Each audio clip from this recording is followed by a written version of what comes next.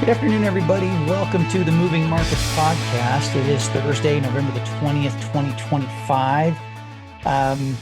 No getting around the fact that it was an incredibly ugly day in the market. And what does that make? Our fifth day in a row, at least. I wish I had the ability to tell you when and where the bleeding stops. I don't know if anybody does right now. I think that's incredibly I think it's difficult at best to try and figure out when will this sell-off come to an end. I don't think anybody knows right now. You can look at technical levels of support. You can look at valuations. You can try and be a mathematic genius and an algorithm wizard and try and predict this. And I think anybody that tells you or tries to give you a firm prediction is honestly just guessing and hoping. Um, and today was tough, especially because it started out so promising. Nvidia reported last night after the bell, and when they reported, I, like a lot of you, were excited at what was happening. I was surprised not by the numbers that Nvidia gave, but by the way the stock market reacted. The investors reacted to those numbers by Nvidia. They beat on top line, they beat on bottom line, they guided higher. Jensen Wang made some comments about there's no AI bubble and things are strong and no, I mean, I'm paraphrasing, but kind of no reason for concern. And everything started out today with that feeling like it was going to play out to fruition. That the Dow, I think at one point up here, the Dow was up 500 or 600 points. And look at that swing from top to bottom. And it pretty much did finish, I think, at its very bottom of the day. If it wasn't, the exact lowest point of the day, it had to have been awfully close. Let's bring in a chart real quick for the Dow today. Um, and I'll take a quick peek. I should have looked at this maybe before I started. From its very highest point, at one time the Dow was up to 46,856, and it closed about. It looks like here's where I'm looking. I know this might be kind of small on your screen, but now let's see. I want to get that on there. There we go. Okay. This is what I wanted to highlight. At its lowest point, it was at 45,728. It closed at 45,752. So let's call it 24 points off of its lowest point of the day. But I think more important than that, I think the more critical thing for us is that, this makes 5 out of 6 days now for the Dow. The Dow was up a little bit yesterday, in spite of all the other indexes being down yesterday. The, you know, 5 out of 6 days to the downside, and really, really testing right now a level of support, right. I mean, if you just look at those highs right there, if you look at the lows right there, couple of breakthroughs, but finishes mostly above that line right there, and then a couple of days in a row of touching right there, and even go right to where it finished today. And that's where you could draw a pretty strong visual line of support. And that's just a visual line of support. That's not that doesn't have the 50-day moving average or the 200-day moving average. But from its highest point, I'm not going to draw circles around it again, but from its highest point of the day, 46,856, down to its lowest point of the day, 45,728, an 1,100 point swing from the highest to the lowest point. You can see there's only a couple of days in the past few months. You've got a day right here that might have been bigger. 2 days later, that might have been as big. But from the highest point to the lowest point, the peak to the trough, That if it's not the biggest day in the last 6 months, it's awfully close to it. And that makes trading so hard that everything you try and do in the market becomes more difficult to do when you get that big a swing within a day. It's one thing to have a down day. It's even rough to have a day that's down 6, 7, 800 points on the Dow, or 4, 5, 600 points on the NASDAQ. But you dramatically exacerbate that and make it even harder when there are swings from top to bottom of that range. I mean, that is absolutely ridiculous. If we look at the NASDAQ, um, we'll go down. I'll just go down here where I can circle this really quickly. The high of the day, 20. Look at that. I mean, that's almost the same, which means percentage wise, it's much bigger. 23,147 minus the 22,043, 1,100 point swing on the NASDAQ, which means from a percentage standpoint, that's almost twice the percentage range on the NASDAQ as what we were just looking at on the Dow. So it just a hard day to watch it evaporate. Look at how big that peak to trough are on the NASDAQ today. I mean, that is just brutal. I don't know where it's going to stop. I really don't know where it's going to stop. I As I was watching the market today, there were two things that sort of jumped out. And honestly, these are just other people's opinions on what they think is the cause of it. I'll tell you in a minute what my opinion is, or what camp I fall into.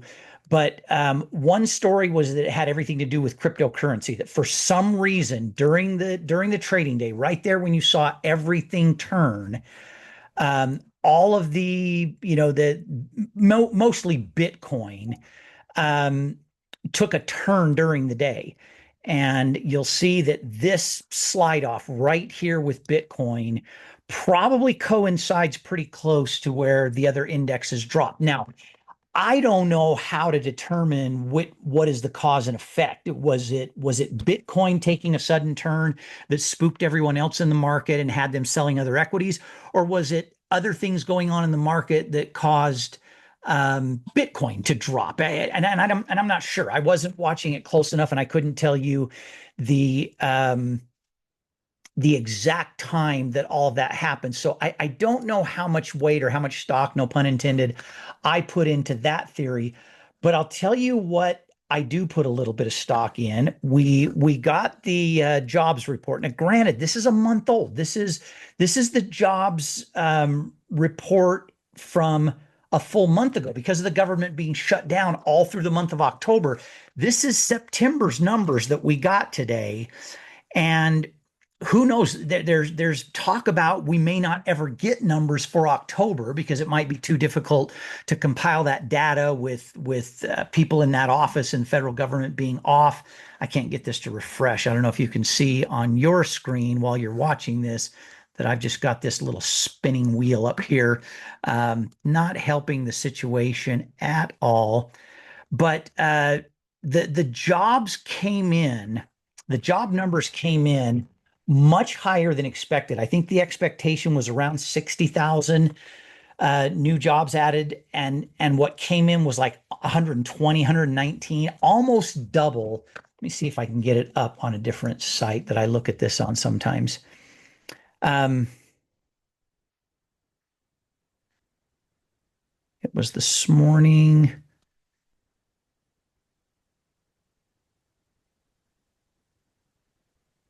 Where is it at? There it is. Okay. Oh, it's a bigger jump than I thought. I know that's really small on your screen, but it was 51 expected and 119 was the actual. So 51,000 new jobs expected, 119 new jobs was what actually came in. And unfortunately, what that did is dramatically, and I'm talking dramatically, changed the expectation for what the Fed is going to do when they meet in about 3 weeks. Now, 3 weeks is a lot of time for expectations to change. But yesterday at the close of the market, and this is different, this has changed all throughout the day. Yesterday at the close of the market, this was something like I think it was 49.9%, and this was 50.1%. It might be the reverse of that, but they were just neck and neck. It was so close as to what people thought was going to happen with the Fed. There were an equal number of people, or pretty darn close to it, that thought the Fed would cut on the December 10th meeting, as there were people that thought they would leave rates the same. When those job numbers broke today, this jumped up to 72, and this was down at 28. That was pre-market when those numbers came out. A little bit after, I want to say maybe 30 minutes to an hour, somewhere between 30 minutes to an hour into the trading session, this had gone down to around 65, and this was at about 35, and it's changed even more.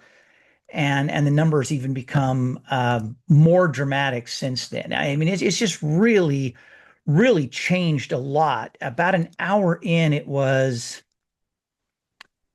56.43. So it went from 50-50 to like 72.28, and then it changed to like 56 to, what did I say, 56 to 44, or 56 point something, almost 57 to 43. Let's call that 57, like 57 to 43. And then gradually throughout the day, it went, it edged up a little higher towards no rate cut. This column right here is the betting market on no rate cut. This column right here is the betting market on a 25 basis point cut. Everybody wants the rate cut. Everyone wants to see that rate cut. And a lot of this run up in the stock market over, I would say up until about 2 weeks ago, a lot of this run up was on the idea that a rate cut was coming. And then about, 2 weeks ago, 3 weeks ago, 2.5 weeks ago, we had that one dip. We had looked like what was going to be a little bit of a recovery, and then we had the big slide. And the fear initially was over valuations. This initial drop right here, call it those 4 days right there, 3 out of 4 days, that was all about valuations. A lot of people thinking that the tech sector was overvalued, and there might be some truth to that. I've listened to some different people give their opinions on whether they think the tech sector, and we're talking mostly the Magnificent Seven, if they think they're overvalued versus if they're in line. A couple of days ago, one of the financial programs that I watch in the morning before the market opens, they had a guy on that really annoys me. He's probably a really nice guy in person. I'm sure he's a smart guy, but he annoys me because he's never in his life seen a stock that he thinks is valued appropriately. And his picks are never growth stocks. They're always obscure, never heard of dividend stocks that most often 6 months later are paying half as much a dividend or less. And he's got to have a whole bunch of clients who have millions of dollars and don't care if they make anything on it. They want to keep up with inflation, and that's all. Anyway, I'm off on a tangent on that, obviously. But I've heard other people that have said valuations aren't out of whack if you consider what AI is doing for these companies and what it has the potential of doing, and that we're not at a bubble that's about to break or is breaking. We're at a bubble that is really just getting started. So it's just, you could talk to 10 different people right now and honestly get 10 different opinions on why we're having this sell-off. I think it is largely today. I think it's the interest rates. I think it's the interest rates and the fear of no interest rate cut in December. Because remember, the last time the Fed met was the first time in several meetings that Jerome Powell said, there's not a guaranteed cut coming in December. And then since then, you've had some Fed govs who have said they think there should be a cut, some who have said there shouldn't be a cut. A lot can happen in the next 3 weeks before they meet and actually give their opinions and their vote. Not that it doesn't matter their opinion. They 3 weeks until they actually meet and make that decision and announce that decision. And I'm going to tell you right now, this is the closest I'm going to come to predicting anything in the market for the rest of this year. I'm not going to make a prediction after this. I'm going to tell you this.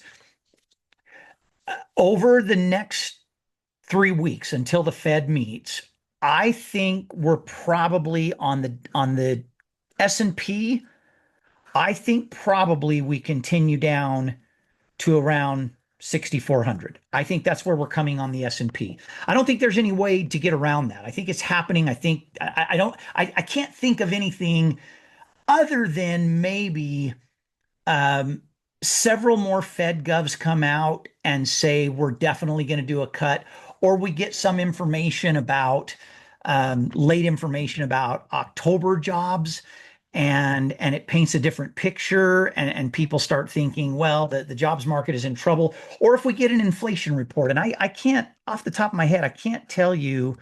Um, I don't know what inflation reports we have on the horizon. Okay, November 20th. Oh, so next week we do have PPI and CPI coming out. PPI on the 25th.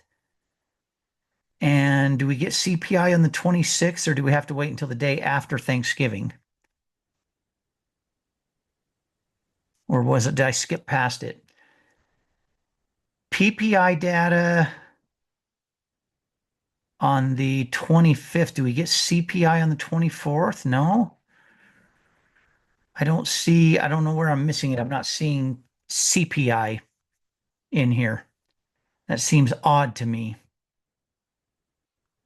I wonder if CPI will not come out until the following week, which would be what, December 1st? That seems odd that it would be that far out, and it's going to be a lagging one. Will this take us to December 1st? No, it jumps from December 29th to December 3rd. So I don't know. That's a tricky one. I don't know. Here it says CPI on December 10th. That's the day that the Fed meets, and then I believe that's either the day they meet or the day they give their report. That's interesting. Maybe we're going to get PPI data and no CPI data, and the PPI data is going to be lagging. So next week, really good PPI data, a really good PPI data, like this would have to come in, I would say, quite a bit lower than what the expectation is. Where this is 2.5, I think you'd have to have 2.3, 2.2. This would probably have to be a 2.1. This would probably have to be a 2.4. This would probably have to be a 0.2 or a 0.1. If any or all of these numbers were down, I would say at least one, if not 0.2% lower than what the forecast is. That could shift things and start moving things back to the upside a little bit, and it would do it primarily because again, this would start reversing right here. This would start shifting and moving into opposite patterns. You would see the betting market thinking there was a greater chance of a rate increase instead of rates holding the same. It's going to take that and some Fed govs talking more about rate cuts, or a combination of both, to boost this market before the rate cut. And then again, this is all part of the only prediction I'm making. If we get the rate cut, we'll get a Christmas or a Santa rally with it. If we don't get the rate cut, even though that's what's being predicted right now, we may not drop a lot farther, because it may be kind of the reverse of buy the rumor, sell the news. It might be sell the rumor, buy the news. And by the time we get to the 10th, maybe we've sort of exhausted this run down to the downside, and we've hit a level that's a good 10% correction from the recent highs. And that's where people feel like valuations are back in place with where they should be. And then without a rate cut, then I think we go volatile through the end of the year and stay flat. And we'll stay that way into the first part of January until we get mid-January into earnings. If we get a rate cut, we still might be down here by the time it happens, but that'll give us the Santa rally. Probably not to 7,000 by the end of the year. That'd be a long ways for it to go in just 3 short trading weeks.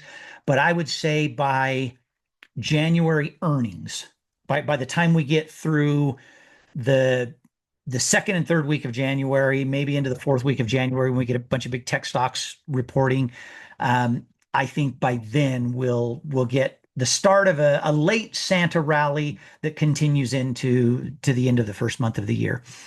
So look, as much as I hate to say it, I think right now today we are just simply in for more pain over the next week and a half to 2 weeks and maybe 3 weeks, depending on how that PPI data plays out next week. That could be the one catalyst that could turn it around and give us a rally. Now, I could end up being dead wrong. Something else could happen that I am not thinking about.